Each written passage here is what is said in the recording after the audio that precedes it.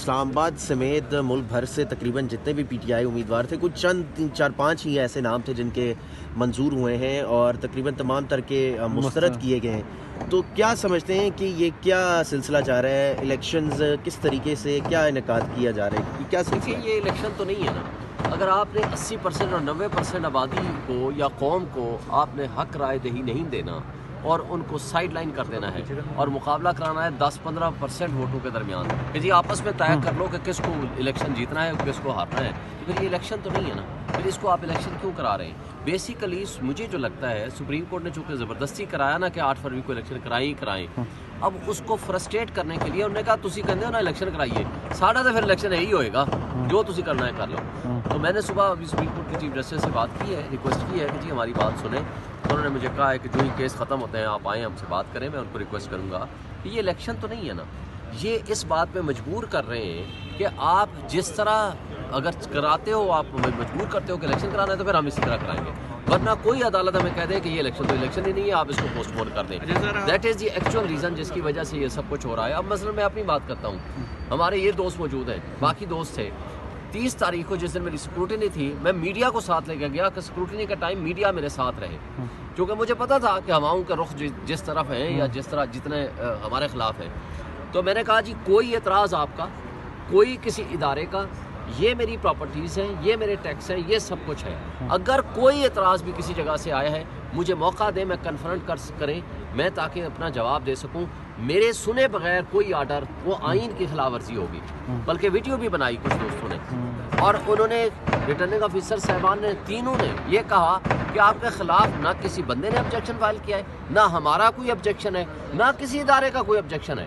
لیکن رات کو 11:30 بجے کیا ہوا کہ جناب تینوں میرے کاغذات مسترد. صرف میرے کیا، جو پورے پنجاب میں ہوا ہے، election commissioner, provincial election commissioner, district election commissioners, انہوں نے سیریز آف لیٹرز لکھے. انہوں نے کہا جی یہ جو کچھ ہو رہا ہے ہزاروں نہیں سینکڑوں کی تعداد میں نہیں اس سے بھی زیادہ اپلیکیشنیں آئی ہیں کہ یہ سب غلط ہو رہا ہے. پولیس یہ سب کچھ کر رہی ہے، ایجنسیز یہ سب کچھ کر رہی ہیں، ریٹرننگ آفیسرز کی موجودگی میں یہ سب کچھ کر رہی ہیں، وکیلوں کو اٹھایا گیا، گرفتار کیا گیا. اور جو کل ہوا سردار لطیف کھوسا کے بیٹے کو، اس کو پرچہ دے دیا دہشت گردی کا، اٹھا کے لے گئے، بند کر دیا. اور پرسوں ملک امجد پرویز جو نواز شریف کا وکیل ہے اور اتفاق سے الیکشن کمیشن کا بھی وکیل ہے ہمارے خلاف، اور وہ پرویز الہی کا کاغذ لے کے پہنچا ہوا تھا، سردار عبدالرازق اور باقی وکیل، ان سب کو گرفتار کر لیا، کاغذ نہیں اندر جانے دیے ریٹرننگ افسر کے باہر سے بھی. اور جمشید دستی کا مجھے ابھی پتہ چلا ہے کہ اس نے پریس کانفرنس کی ہے یا اپنا بتایا ہے، ویڈیو پیغام جاری کیا، اس کی بیوی کے ساتھ جو بدتمیزی کی ہے، جو اس کے بچوں کے ساتھ کی ہے.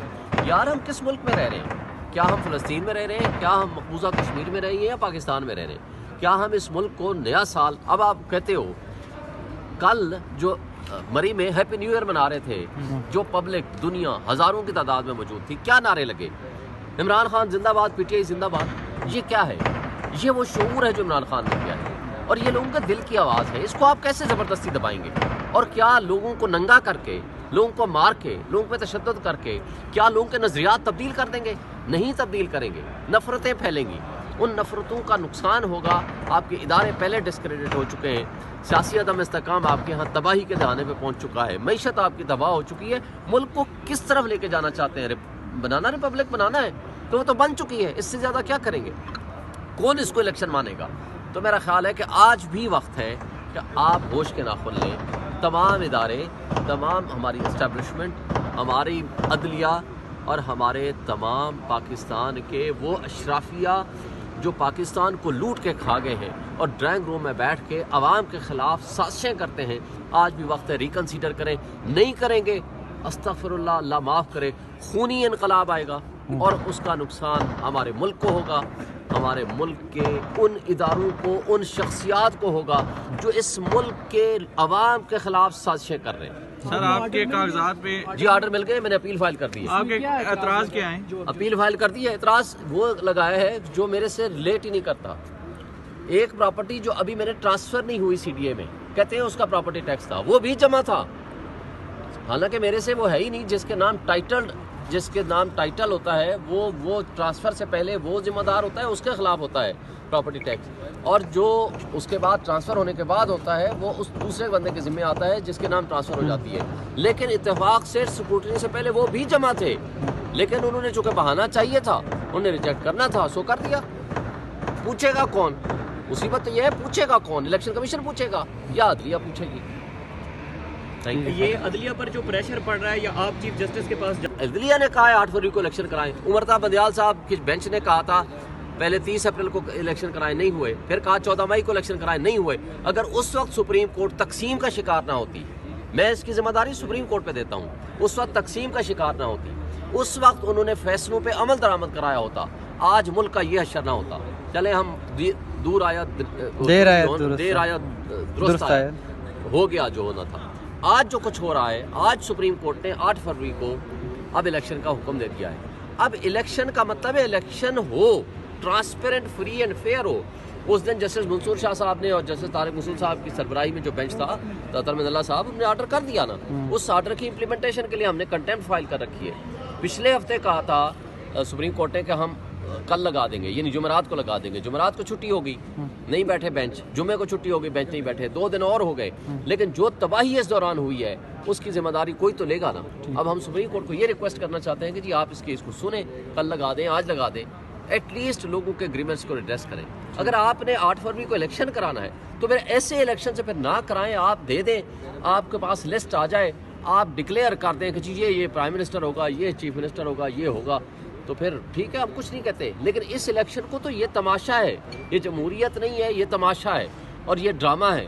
اس کو آپ بند کریں اور اس میں ذمہ داری ادا کریں. کون؟ وہ عدلیہ ہی ہے. ہمیں ان سے ابھی بھی امید ہے، اس لیے کہ کم سے کم کاغذوں میں آئین موجود ہے، کاغذوں میں کم سے کم عدلیہ کام کر رہی ہے. تو اللہ کرے عدلیہ اپنی ذمہ داریاں ادا کرے اور ادا کرے گی تو ہمیں امید ہے کہ انشاءاللہ لوگوں کو ان کے حقوق ملیں گے. شعیب صاحب ٹرولنگ کر رہے ہیں ججوں کی. ایک طرف ظاہر سی بات ہے، یہ الزام آتا ہے آپ کی بات ہے اس پہ کہ چیف جسٹس قاضی فائز عیسیٰ کی بڑی عجیب و غریب قسم کی ٹرولنگ کی جاتی ہے، گالیاں نکالی جاتی ہیں. دیکھیں، ایک طرف آپ ان سے ظاہر سی بات دیکھیں ثاقب صاحب، آپ میں اپنی بات کرتا ہوں، میں ترجمان ہوں پاکستان تحریک انصاف کا. پچھلے میں 2 سال سے مستقل، پچھلا سال ایز پریزیڈنٹ اور اس 1 سال سے میں پی ٹی آئی کے ساتھ کھڑا ہوں. میں اپنی بات کرتا ہوں، آج تک کوئی ایک لفظ ہمیں کتنے ہمیں اختلافات ہیں اور کتنے تکلیفیں پہنچی ہیں عدلیہ سے. اس میں متعصب جج ہمایوں دلاور کو دیکھ لیں، چیف جسٹس اسلام آباد ہائی کورٹ کو دیکھ لیں، ابو الحسنات ذوالقرنین کو دیکھ لیں. لیکن ہماری طرف سے نہ تو ان کو کوئی گالی، نہ احترام سے ہٹ کر کوئی گفتگو. اور آپ نے اس کے مد مقابل ان پی ڈی ایم کی جماعتوں کو اور ان لوگوں کا پچھلے ہفتے کی جانے والی گفتگو آپ دیکھ لیں کہ وہ کیا کرتے ہیں اور ہم کیا کرتے ہیں. ہمارا احترام کا رشتہ ہے عدلیہ سے، ہم احترام کرتے ہیں اداروں کا، لیکن ساتھ ہم یہ بھی توقع رکھتے ہیں کہ ان سے جو آئین توقعات دیتا ہے، جو عوام کی توقعات ہیں، جو حقوق ہیں، ان کی کانسٹیٹیوشنل ڈیوٹی ہے، وہ بھی وہ ٹھیک ادا کریں. باقی آزاد پبلک ہے، لوگ ہیں. اگر کوئی اپنے انداز سے بات ایسی کرتا ہے تو میں اس کو کم سے کم ڈیفینڈ نہیں کرتا. میں سمجھتا ہوں یہ طریقہ ٹھیک نہیں ہے. آپ اعتراض بھی کریں، اختلاف بھی کریں، آپ تنقید بھی کریں، لیکن but that should be subject to law and the constitution. اور احترام کے رشتے وہ جو ہے برقرار رہنے. سر یہ بتائیں کہ بالفرض الیکشنز آ رہا اس کے